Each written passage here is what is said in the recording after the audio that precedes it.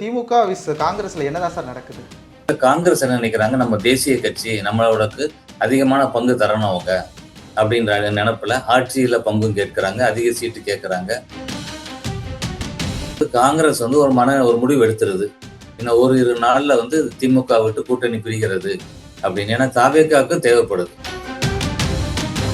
இவர் மாநில தலைவராக வந்ததே திமுகவுடைய ரெக்கமெண்டேஷன் அழுத்தத்துல தான் வர்றது. இல்லாட்டி அந்த இடத்துக்கு மாணிக்கம் தாகூர் தான் மாநில தலைவராக வந்திருந்திருக்கணும். இப்போ தாவேகாவை காங்கிரஸ் நம்பி போனால் தமிழ்நாட்டில் காங்கிரஸ் நிலம் என்ன சார் ஆகும்? இல்ல, காங்கிரஸ் ஏற்கனவே காந்தியடிகளும் சுதந்திரம் பெற்ற பிறகு கலைக்க வேண்டிய கட்சின்னு சொன்னது, அதை இவரெல்லாம் இழுத்து கொண்டு வந்துட்டாங்க. அதனால அவங்க வெளியேறனால அவங்களுக்கு பெரிய இது இல்லை. ஆனா தாவேகாவுக்கும் இவங்களை நம்பி இருக்கிறதுனால பெரிய பலன் கிடையாது. இப்போ விசிகா இன்னைக்கு சொல்லியிருக்காரு சார் திருமாவளவன், விசிகாவின் வலிமைக்கு ஏற்ப அதிகார பகிர்வு வேணும்னு சொல்லியிருக்காரு சார். அண்ணன் திருமாவளவன் மாத்தி பேசுவார். ஆட்சியில பங்குன்னு ஒரு இடத்துல முழங்கி இருப்பாரு, டக்குன்னு நாங்க அதை சொல்லலங்கன்னு சொல்லுவாரு. இப்படி மாத்தி அது ஒரு இதுதான், ஒரு சுயநல அரசியல் தான் இது. சார் இப்போ ராகுல் காந்தி முதல்வர் மு.க. ஸ்டாலினோட இன்ஸ்டாகிராம் எக்ஸ் தளத்துல அன்ஃபாலோ பண்ணியிருக்காரு சார். இது கூட்டணி முறிவை உறுதிப்படுத்துதா சார்? நிச்சயமாக இது கூட்டணி முறிவு தான் இருக்கு. நாளை நமது நேயர்களுக்கு வணக்கம். நம்முடன் சிறப்பு விருந்தினராக மருத்துவரணி இணை செயலாளர் டாக்டர் சரவணன் அவர்கள் இணைந்திருக்கிறார். வணக்கம் சார். வணக்கம் சார். சார், திமுக 25 தொகுதிகள் கொடுத்தாலும் ஏத்துக்க முடியாதுன்னு சொல்லிட்டு கிரிஸ் சோடங்கர் கூறியிருக்காரு சார். திமுக விஸ் காங்கிரஸ்ல என்னதான் சார் நடக்குது? பொதுவா தேர்தல் வந்துட்டாலே அந்த ஒரு பெரிய கட்சி சின்ன கட்சிகளுக்கு சீட்டு பிரிக்கிறதுல பிரச்சனைகள் வரும். அப்படி பார்க்கல காங்கிரஸ் என்ன நினைக்கிறாங்க, நம்ம தேசிய கட்சி நம்மளோடக்கு அதிகமான பங்கு தரணும் அவங்க அப்படின்ற நினைப்புல ஆட்சியில பங்கும் கேட்கிறாங்க, அதிக சீட்டு கேட்கிறாங்க, ராஜ்யசபா கேட்கறாங்க, அப்படி எல்லாமே கேட்கறாங்க. அவங்க சொல்றது எங்ககிட்ட 15 to 20% வாக்கு இருக்குன்னு காங்கிரஸ் சொல்றாங்க. கடலோர பகுதி கன்னியாகுமரியில எங்களுக்கு அதிகமாக இருக்குன்னு அவங்களோட ஒரு இதா இருக்கு, நிலைப்பாடா இருக்கிறது. அதனால ராகுல் காந்தியோட ஒரு மைண்ட் வாய்ஸா இங்க தமிழ்நாட்டுல மாணிக்கம் தாகூர் ஆரம்பத்திலே குரல் எழுப்புறாரு. அவருடைய பொலிட்டிக்கல் அட்வைசர் பிரவீன் சக்கரவர்த்தி போய் விஜயை சந்திக்கிறாரு. இப்படி அவங்க ஒரு டபுள் ஸ்டாண்ட் எடுக்கிறாங்க. அவங்க மனசுல ஒண்ணு இருக்கலாம், ஒருவேளை தாவேகா கூட கூட்டணி போனோம்னா நம்ம கட்சியை வளர்க்கறதுக்கு வாய்ப்பு இருக்கும், நிறைய பேருக்கு வாய்ப்பு தர ஒரு சான்ஸ்ன்னு நினைக்கலாம். இன்னொன்னு, அதை காமிச்சு ஒருவேளை திமுக பிளாக்மெயில் பண்ணி கூடுதல் சீட் வாங்கலாமோ அப்படின்னு இது ரெண்டும் நினைச்சு கூட அவங்க பண்ணியிருக்கலாம். திமுக இந்த குழு அமைக்க ரொம்ப இழுத்தடிச்சு இப்ப கடைசி ஒரு கெடுப்பு விதிக்கிறாங்க. 25 சீட்டு, ஒரு ராஜ்யசபா சீட்டு இருக்கிறதுனா இறங்கலேட்டு கிளம்புங்கன்றாங்க. அதுக்குள்ள அவங்க கூட்டணியை பலப்படுத்துறோம்னு நினைச்சு தேமுதிக ஒரு 1/2% கம்மியான வாக்கு வங்கி உள்ள ஒரு கட்சியை உள்ள கூப்பிட்டுக்கிறாங்க. அப்புறம் யார் அங்கங்க ஒரு டிசாட்டிஸ்ஃபைடா மற்ற பார்ட்டியில் இருக்கிறவங்கள ஒரு ஏலத்துக்கு எடுக்கிற மாதிரி எடுத்துக்கிட்டு இருக்கிறாங்க. பல மாதிரி ஆஃபரை கொடுத்து எடுக்கிறாங்க. அப்ப திமுக என்ன நினைக்குது, காங்கிரஸ் வெளியேறினாலும் பரவாயில்ல, நம்ம பணபலத்தோட இதை வச்சு நம்ம ஏதாச்சும் பாத்திரலாம் அப்படின்னு திமுக ஒரு பக்கம் நினைக்குது. காங்கிரஸ் நம்ம இல்லைன்னா திமுக ஜெயிக்க முடியாது, இந்த பிரஷர் கொடுத்து பார்ப்போம். ஏன்னா இப்பயும் கிரீஷ் 25 சீட்டுக்கு ஒத்துக்கிற முடியாதுன்னு சொல்றாரு. நிச்சயம் இது அவரா சொல்லியிருக்க மாட்டாரு, மேல அங்க ராகுல் காந்தியோட இன்ஸ்ட்ரக்ஷன் இல்லாம சொல்லியிருக்க வாய்ப்பு கிடையாது. அப்ப காங்கிரஸ் ஒரு முடிவு எடுத்துருது, இன்னும் ஒரு நாள்ல திமுக விட்டு கூட்டணி பிரிகிறது அப்படின்னு. ஏன்னா தாவேகாவுக்கு தேவைப்படுது. அவங்களும் ஒரு பக்கம் பிரச்சனை, வந்தீங்கன்னா உங்களுக்கு 70 சீட்டு தர்றோம், ஆட்சியில பங்கு தர்றோம், உங்களுக்கு நாங்க இருந்த பாண்டிச்சேரியில உதவிகரமா இருக்கும் ஆட்சியை பிடிக்க. அதனால திருமாவளவனும் கூட்டணியை விட்டு வெளியேறதுக்கான ஒரு வாய்ப்பு இருக்கிறது தான் தோணுது. வெளியே வந்துட்டாங்கன்னா இப்ப ஈஸி. இப்ப எப்படி பாத்தீங்கன்னா திமுக இப்ப இருக்கக்கூடிய சில கூட்டணியோட கட்சியோட இருக்கும். நாம் தமிழர் வழக்கம் போல தனியா நிற்பாங்க. தாவேகா காங்கிரஸோட, ஒருவேளை விசிகா அவங்களோட சேர்ந்து நிற்பாங்க. நாங்க இந்த பக்கம் இந்திய கூட்டணி எங்க பொதுச் செயலாளர் எடப்பாடி தலைமையில மிக வலுவாக எல்லாமே இப்ப எங்க சைடு இருக்கிறோம்.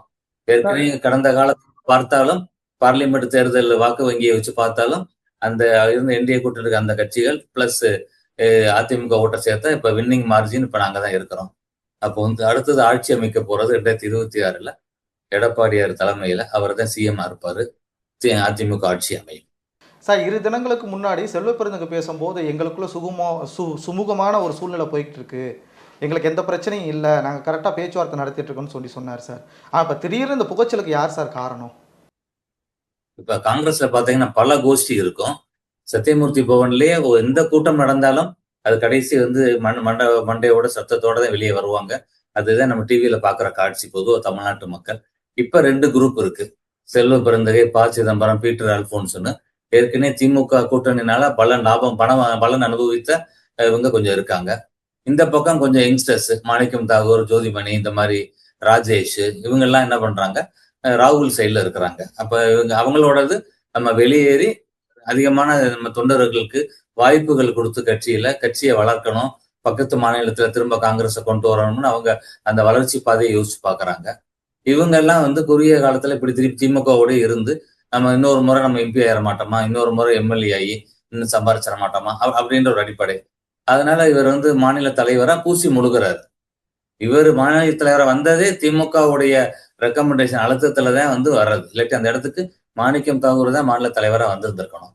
அவர் வந்திருந்தா காங்கிரஸ் நல்லா கூட வளர்ச்சி அடைஞ்சிருந்திருக்க வாய்ப்பு உண்டு. அப்போ செல்வ பெருந்தகை திமுகவுடைய ஒரு கைப்பவையாக செயல்படுறதுனால கூட்டணி உடையாம பாத்துக்கிறதுக்கு கொடுத்திருக்க அசைன்மெண்ட் அவரு. அதனால அவர் சுமூகமா போய்கிட்டு இருக்கு. சுமூகமா போனா ஏன் இத்தனை நாள் ஏன் இழுக்கணும்? மத்த கட்சியெல்லாம் ஓகேன்னு தலையாட்டிட்டாங்கல்ல திமுகல. காங்கிரஸ் மட்டும் முன்ன ஏன் இழுத்துக்கிட்டு இருக்கணும்? அவ்வளவு ஏன் உள்ள ஒரு போர் குரல் எழும்பணும்? டெல்லியில இருந்து வர பிரவீன் சக்கரவர்த்தியா இருக்கட்டும், கிரீஷா இருக்கட்டும், வேணுகோபாலா இருக்கட்டும், எல்லாருமே அகெயின்ஸ்ட் டிஎம்கே தான். கூடுதல் டிமாண்ட் பண்ணி வெளியே போய் தாவேகோட போற மனநிலையில பேசுறாங்க. ராகுல் மனநிலையை அது பிரதிபலிக்குது. இவங்க உள்ள இருந்து அதை ஓரளவுக்கு தடுக்கிறதுக்கான ஒரு முயற்சியில் இருக்கிறாங்க. ஆனா அந்த 25 சீட்டு கூட நாங்க ஏற்றுக்கிற மாட்டோம் கிரீஷ் சொல்றது கூட்டணியை விட்டு வெளியேறக்கூடிய ஒரு சமிகையாகத்தான் நான் பார்க்கிறேன். சார், நேற்று சிஎம் பிறந்த நாளுக்கு கடந்த முறை ப்ரோ அப்படின்னு சொல்லி ராகுல் காந்தி விஷ் பண்ணியிருந்தார் சார். ஆனால் இந்த முறை அவரை தமிழ்நாடு சீஃப் மினிஸ்டர் விஷ் பண்ணியிருக்காரு சார். உண்மையிலே ராகுல் காந்தி வெளியில் போகிற முடிவை எடுத்துட்டாரா சார்? முடிவை எடுத்துட்டாருன்னு தெரியுது. ஏன்னா போன முறை இவங்க பார்லிமெண்ட்ல இவங்களோட சப்போர்ட் தேவைப்படும் அப்படின்னு நினைச்சுதான் அவர் அந்த மாதிரி ரொம்ப இதா பேசினவர். ஜோவியலா புரோன்லாம் சொல்லி போட்டாரு. இப்ப காங்கிரஸ் அங்க மொத்தமா இந்தியாவிலே இருக்கான்னு தெரியல, அந்த அளவுக்கு அழிஞ்சு போன நிலை வந்துருச்சு. அப்ப இவங்களுடைய எம்பிஸ் அங்க இருக்கணும். சமீபத்துல பிரச்சனையில கூட ராகுல் காந்தி சப்போர்ட்டா சஸ்பெண்ட் ஆனது காங்கிரஸ்ல இதுல திமுக யாரும் சஸ்பெண்ட் ஆகல. எல்லாமே அமைதி காத்துட்டாங்க. ராகுலுக்கு ஏத்துக்கிட்டு அங்க நாடாளுமன்றத்துல இவங்க யாரும் பேசல. அதனால அவர் பாக்குறாரு இந்த தடவை இந்த திமுக கூட்டணி சரியில்லை அப்படின்னு ஒரு டிசாட்டிஸ்பாக்சன் இண்டெக்ஸை காமிக்கிறாரு. அந்த நோட்டு தான் அவர் தமிழ்நாட்டு முதலமைச்சர்னு சொல்லிதான் வாழ்த்து சொல்றாரு. அந்த பழைய ப்ரோ அந்த கார்டியலான ஒரு ரிலேஷனை அவர் காமிக்கல. இது திமுகவை மிரட்டுறதுக்காக கூட இருக்கும், இல்ல வெளியேறதுக்கான இதுவும் ஒரு அச்சாரமாக கூட இருக்கும். சார், இப்போ தாவேகாவை காங்கிரஸ் நம்பி போனால் தமிழ்நாட்டில் காங்கிரஸ் நிலைமை என்ன சார் ஆகும்? இல்ல, காங்கிரஸ் ஏற்கனவே காந்தியடிகளும் சுதந்திரம் பெற்ற பிறகு கலைக்க வேண்டிய கட்சின்னு சொன்னது. அதை இவரெல்லாம் இழுத்து கொண்டு வந்துட்டாங்க. அதனால அவங்க வெளியேறனால அவங்களுக்கு பெரிய இது இல்லை. ஆனா தாவேகாவுக்கும் இவங்களை நம்பி இருக்கிறதுனால பெரிய பலன் கிடையாது. பட் எதனா அரசியல் இதுல ஏதாவது ஒரு வகையில அவன் நிற்க வேண்டும். காங்கிரஸ் நிலைப்பாடை கூட நம்ம ஒரு வகையில பாராட்டலாம். மாணிக்கம் தாகூர் மாதிரி கொஞ்சம் யங்ஸ்டர்ஸ் சுயமரியாதைன்னு சில காரணங்களை சொல்லி கூட கட்சியை வளர்க்கணும் அப்படின்னு சொல்றது கூட. அதனால அவங்க வெளியேறத சரி. ஆக்சுவலா திமுக விட்டு காங்கிரஸுக்கு நல்லது.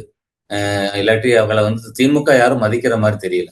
நான் பல விவாதங்கள்ல பார்த்துட்டேன். அதை ஒரு அடிஷனலான சுமையாத்தான் காங்கிரஸ திமுக நினைக்கிற மாதிரி இருக்கு. ரொம்ப அவங்க பேச்சுக்களே ஒரு ஏளனமாகத்தான் காங்கிரஸை பேசுறதா தெரிகிறது.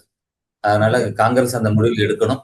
என்ன பண்ணாலும் தமிழ்நாட்டுல 2026 மக்கள் தமிழ்நாட்டு அரசியலை பொறுத்த வரைக்கும் திமுக கூட்டணியா அதிமுக கூட்டணியான் தான் எப்பயுமே இருக்கும். ஒரு முறை திமுக வாக்களிச்சுட்டா அடுத்த முறைக்கு திமுகவுக்கு மக்கள் வாக்களிக்க செலுத்த மாட்டார்கள். ஏன்னா பெரிய பெரிய ஊழல்களை செஞ்சு இவங்க மாட்டிக்கிடுவாங்க. அதனால 10 வருஷம் 15 வருஷம் லாங் லீவ் கொடுத்துருவாங்க.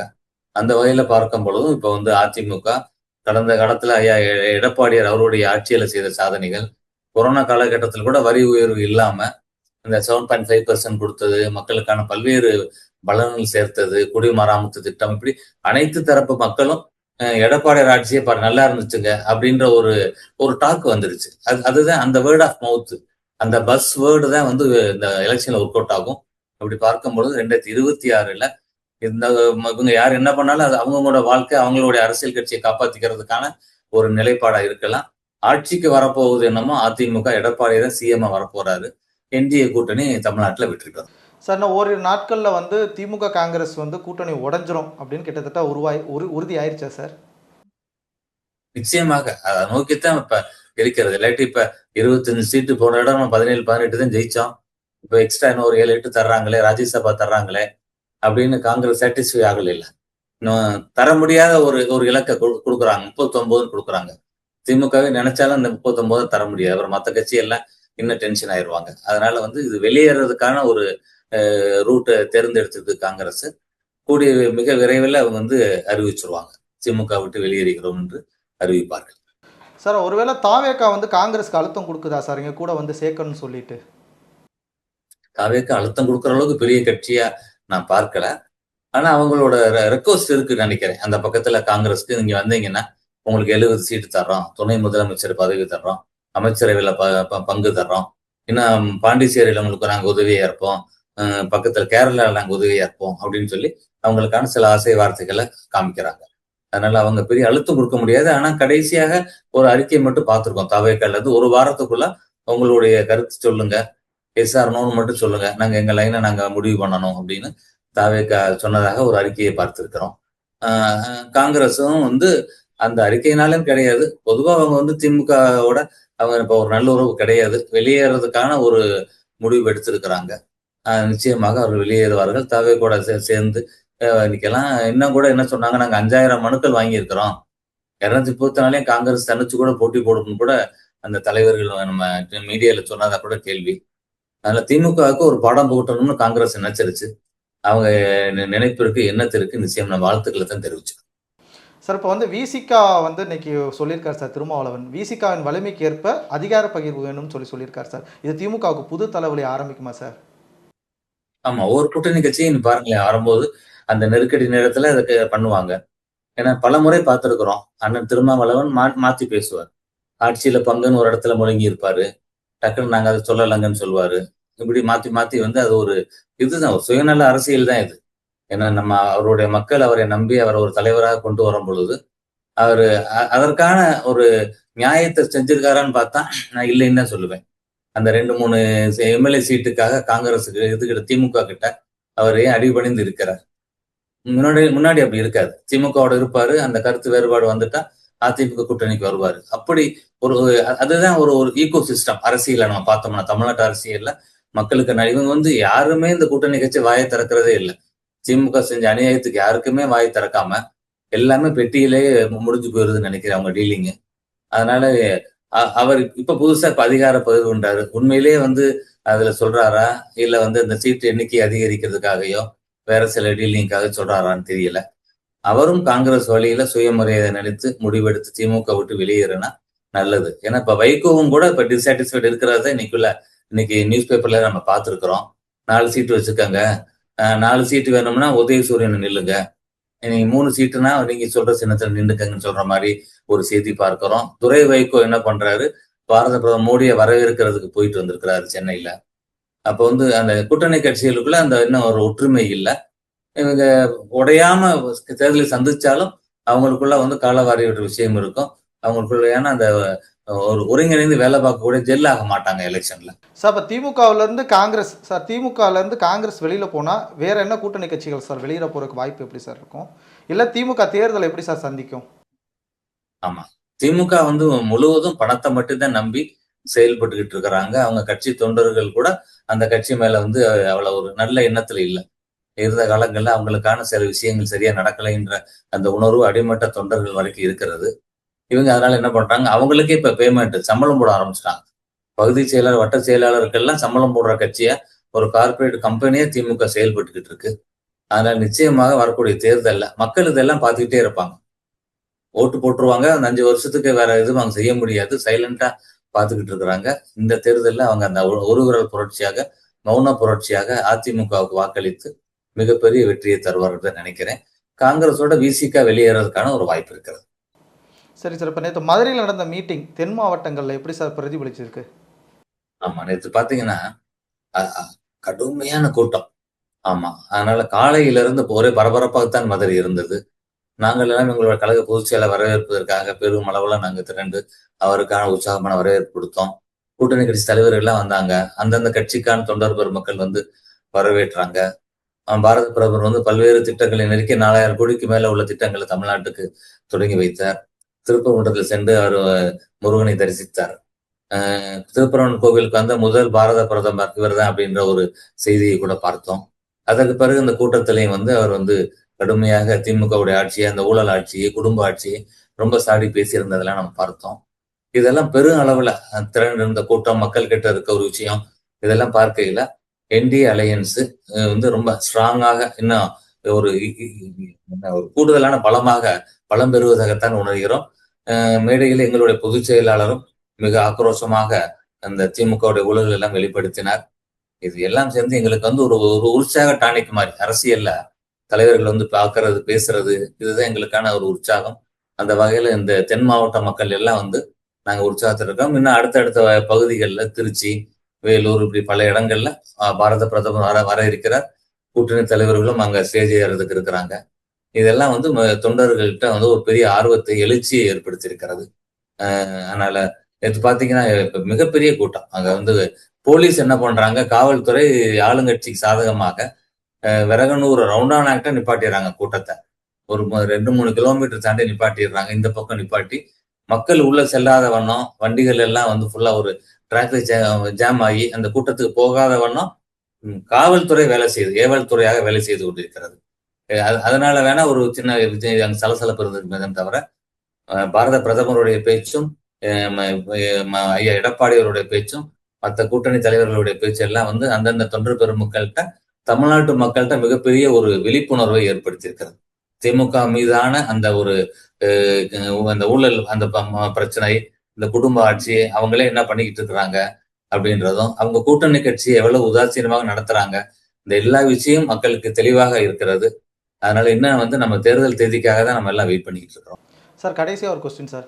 சார் இப்போ வந்து ராகுல் காந்தி வந்து முதல்வர் மு.க. ஸ்டாலினோட வந்து இன்ஸ்டாகிராம் அந்த எக்ஸ் தளத்தில் வந்து அன்ஃபாலோ பண்ணியிருக்காரு சார்.